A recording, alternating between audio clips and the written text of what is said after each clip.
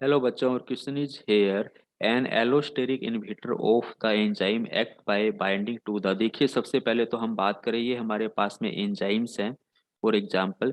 और ये हमारे पास में एंजाइम्स की क्या होती है, एक्टिव साइट होती है। क्या होती है, एक्टिव साइट होती है। ठीक है, जहां पर नॉर्मली हमारा कौन बाइंड होता है, सबस्ट्रेट बाइंड होता है। अब वही बात करें, इन एंजाइम्स के पास एक्टिव साइट के अलावा कुछ और भी हमारे पास में साइट्स होती है अदर देन एक्टिव साइट।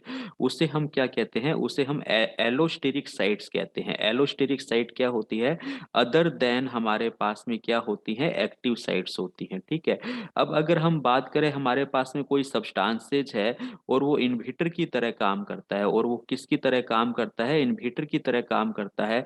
अगर ये सब्सटेंसेज ऐड हो गया एक्टिव साइट पर, तो इसको हम क्या कह देते हैं, कम्पिटिटिव क्या कह देते हैं, इन्हिबिटर कह देते हैं। ये भी कंसेप्ट आप याद रखना, क्योंकि इसकी स्ट्रक्चर किससे मिलेगी, सबस्ट्रेट से मिलेगी। लेकिन अगर ये सबस्ट्रेट हमारा, हम हमारे क्वेश्चंस पर आ रहे हैं, ये कहाँ जुड़ जाए, एलोस्टेरिक साइट पर जुड़ जाए, तो इसे हम क्या कहते हैं, एलोस्टेरिक क्या कहते हैं, इन्हिबिटर कहते हैं।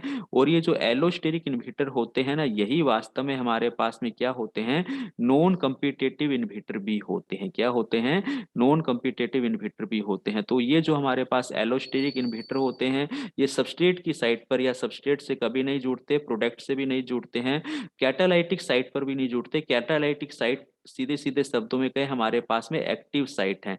तो ये कहाँ जुड़ते हैं, नॉन कैटालाइटिक साइट पर जुड़ते हैं, जिसे हम क्या कहते हैं, एलोस्टेरिक साइट भी कहा जाता है। क्या कहा जाता है, एलोस्टेरिक साइट भी कहा जाता है। तो ऑप्शन डी यहाँ पर क्या है, बिल्कुल राइट आंसर है। Option D is the correct answer. Okay, thank you.